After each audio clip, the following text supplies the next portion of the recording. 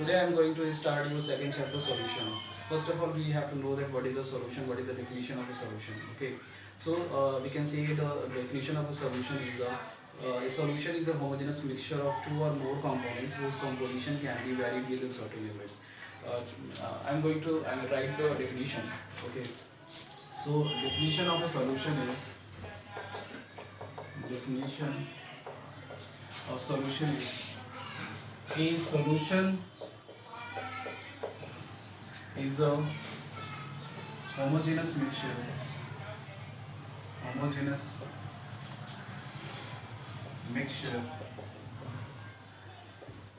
of two or more components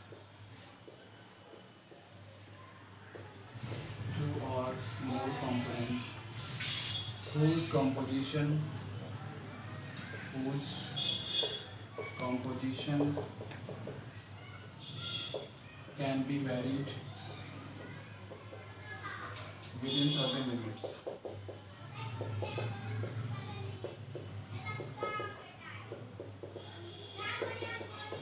जैसे कि यहाँ पे डेफिनेशन आप देख रहे हो कि solution is a homogeneous mixture of two or more components whose composition can be varied within certain limits. इसका मतलब ये हुआ कि एक सॉल्यूशन जो होता है एक होमोजेनस मिक्सचर होता है. होमोजेनस मिक्सचर दैट मींस कि थ्रू आउट द बॉडी उसमें सिमिलरिटी देखने को मिलती है, उसके फिजिकल प्रॉपर्टीज में सिमिलरिटी देखने को मिलती है. तो solution is a homogeneous mixture होता है. ठीक है, of two or more components, यानी कि टू और मोर कंपोनेंट उसमें हो सकते हैं और सिंगल्स कंपोनेंट मिलकर के सिंगल कंपोनेंट का भी सॉल्यूशन नहीं बनाता. ओके, तो सॉल्यूशन जो होता है एक होमोजेनस मिक्सचर होता है टू और मोर कंपोनेंट्स का, whose composition can be varied within certain limits. कहने का मतलब है कि whose composition यानी उसके जो composition है वो वैरी करता है एक सर्टेन लिमिट तक. यानी कि अगर सपोज करो कि अगर कोई भी चीज़ अगर हम डिजोल्व करते हैं, शुगर को अगर हम वाटर में अगर डिजोल्व करते हैं तो एक सर्टेन लिमिट तक ही डिजोल्व होता है, उसके बाद वो डिजोल्व ही नहीं होता. सो डिफिनीशन हमारा ये मिल गया कि solution is a homogeneous mixture. यानी सोल्यूशन जो होता है एक होमोजेनस मिक्सचर होता है टू और मोर कंपोनेंट्स का, यानी कि टू कंपोनेंट्स हो सकते हैं, मोर देन टू कंपोनेंट्स हो सकते हैं, जिसकी कंपोजिशन जो है उस composition can be varied with in certain limits. Okay, यहाँ पे जो हम लोग कंपोनेंट्स की बात करते हैं तो जो टू कंपोनेंट्स है, one component is called the solute and another component is known as solvent. Okay, one component is called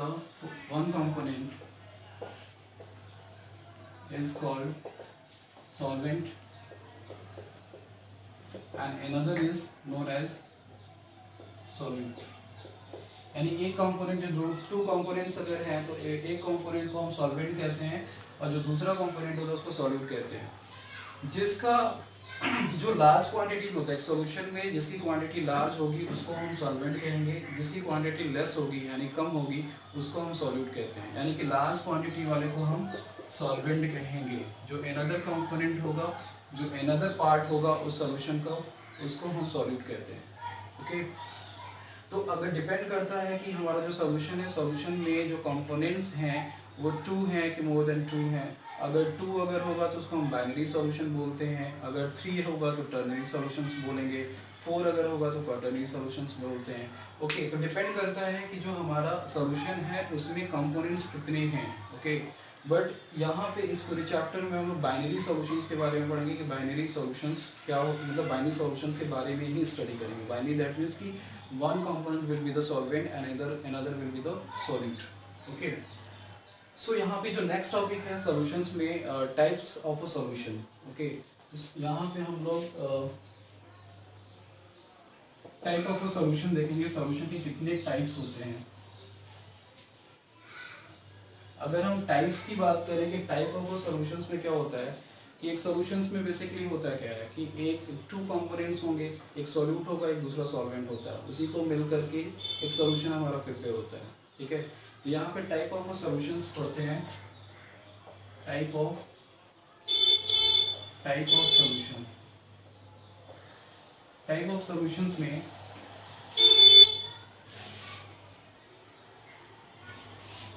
इधर कर लेते हैं टाइप ऑफ सॉल्यूशन,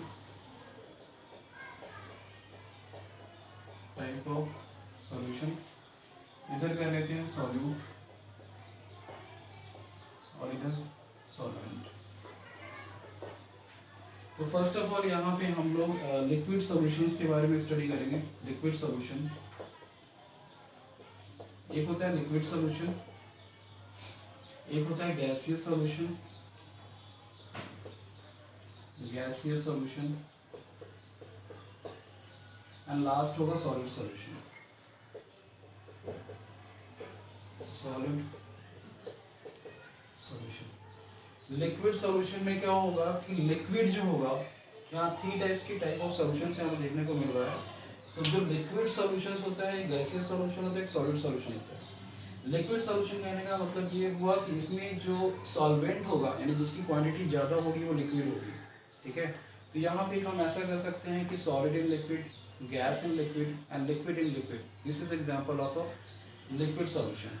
ओके, तो यहाँ पे सॉल्यूट जो है, यहाँ पे सॉल्वेंट को क्या करेंगे, लिक्विड रख लेंगे, यानी कि सब में जो होगा वो लिक्विड सॉल्वेंट हो जाएगा, यानी लिक्विड की क्वांटिटी आपको ज़्यादा देखने को मिलेगी, तो उसको हम लिक्विड सॉल्यूशंस कहेंगे, यानी कि सॉल्वेंट हमारा यहाँ पे लिक्विड होगा। तो पहला ऐसा हो सकता है कि लिक्विड इन लिक्विड ले लें, सॉलिड इन लिक्विड ले लें, तो गैस इन लिक्विड ले लें। Okay, this is the example of a liquid solution, यानी कि लिक्विड सॉल्यूशन कहने का मतलब सॉल्वेंट हमारा लिक्विड ही होना चाहिए। ओके, अब लिक्विड को लिक्विड में मिक्स कर दो, 2 कंपोनेंट्स तो हो गया ना यहाँ पे, एक ये सॉल्वेंट हो गया, ये सॉल्यूट हो गया। फिर यहाँ पे सॉलिड को लिक्विड में मिला दिया तो सॉलिड इन लिक्विड हो गया, यानी लिक्विड हमारा सॉल्वेंट हो गया और ये हमारा सॉल्यूट हो गया। फिर इसके बाद जो लिक्विड यहाँ पे सॉल्वेंट यहाँ पे भी मिल गया, तो गैस को लिक्विड में डिसॉल्व कर दो, तो ये एक एग्जाम्पल हो गया गैस इन लिक्विड का। ओके, कोई एग्जाम्पल अगर लेना हो, जैसे लिक्विड इन लिक्विड का अगर एग्जाम्पल लेना है तो एथेनॉल को वाटर में मिला दो, एथेनॉल लिक्विड के फॉर्म में मिलता है, वाटर भी हमारा लिक्विड फॉर्म मिलता है। तो लिक्विड एंड लिक्विड अगर मिक्स अगर हो रहा है, एथेनॉल इन वाटर अगर है तो वो लिक्विड एंड लिक्विड का एग्जाम्पल हो जाएगा। फिर सॉलिड इन लिक्विड का एग्जाम्पल लेना है तो जैसे हम घर में सॉल्ट है, सॉल्ट को वाटर में डाल दो, शुगर को वाटर में डाल दो, ग्लूकोज को वाटर में डाल दो और उसका सॉल्यूशन प्रिपेयर कर लो, ठीक है। तो वो एक एग्जाम्पल हो जाएगा सॉलिड इन लिक्विड, ठीक है। गैस एंड लिक्विड की बात करें, दोनों की बहुत सारे गैसेज होते हैं, जैसे ऑक्सीजन है, नाइट्रोजन है, वो सारे के सारे गैसेज जो होते हैं लिक्विड में डिजॉल्व होते हैं। ओके, तो एक एग्जांपल हो जाएगा oxygen in water, nitrogen in water, this is example of gas in liquid. फिर हम नेक्स्ट बात करते हैं गैसियस सॉल्यूशंस के बारे में। तो गैसियस सॉल्यूशन का मतलब ये होगा कि सॉल्वेंट हमारा जो होगा वो गैस होगा, सॉल्वेंट हमारा गैस होगा। ओके, तो यानी कि गैसियस सॉल्यूशन में क्या कर सकते हैं, गैस इन गैस कर लो, लिक्विड इन गैस कर सकते हैं एंड सॉलिड इन गैस कर सकते हैं। Okay, gas in gas,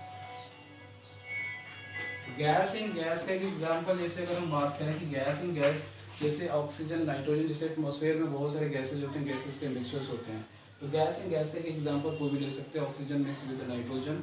okay, liquid in gas, liquid in gas में जैसे हमारा क्लोरोफॉर्म अगर है, लिक्विड के फॉर्म में अगर वेपर के फॉर्म में अगर आ गया या वाटर वेपर के फॉर्म में अगर है, ठीक है, और वो गैस के साथ मिक्स हो रहा है, तो लिक्विड इन गैस का एक एग्जांपल हो जाएगा।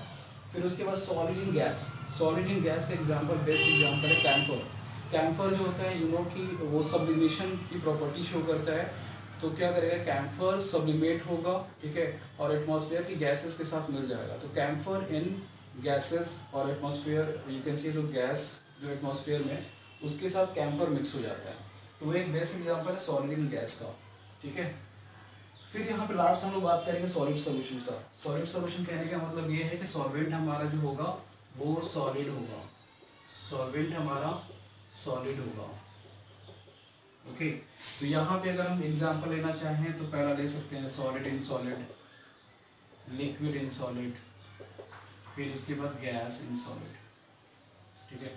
तो मान लो सपोज करो हमें सॉलिड इन सॉलिड का एक एग्जांपल लेना है, तो जितने भी एलॉय होते हैं, जैसे अगर मान लो कि हमने कॉपर को गोल्ड में मिक्स कर दिया, ठीक है, तो जो मिक्सचर मिलेगा, कॉपर को हमने गोल्ड में मिक्स किया, तो एक एग्जांपल हो जाएगा सॉलिड इन सॉलिड का, ठीक है। फिर उसके बाद लिक्विड इन सॉलिड की बात करो कि लिक्विड जो है सॉलिड के साथ मिक्स कर जाए, जैसे मर्करी का एमलगम है, ठीक है, तो एमलगम अगर होता है तो वहाँ पे एमलगम में जैसे मर्करी होता है मिक्स विद द सोडियम और अनदर मेटल्स ऑल्सो, ठीक है। तो एमलगम जैसे जिंक का एमलगम होता है, सोडियम का एमलगम होता है, वो एग्जांपल हो जाएगा लिक्विड इन सॉलिड का। बीच में एक मतलब वहाँ पे रिएक्ट करता है वो गैस सॉलिड के साथ। तो एक एग्जांपल हो जाएगा गैस एंड सॉलिड का, एक एग्जांपल वो हो जाएगा हाइड्रोजन विद द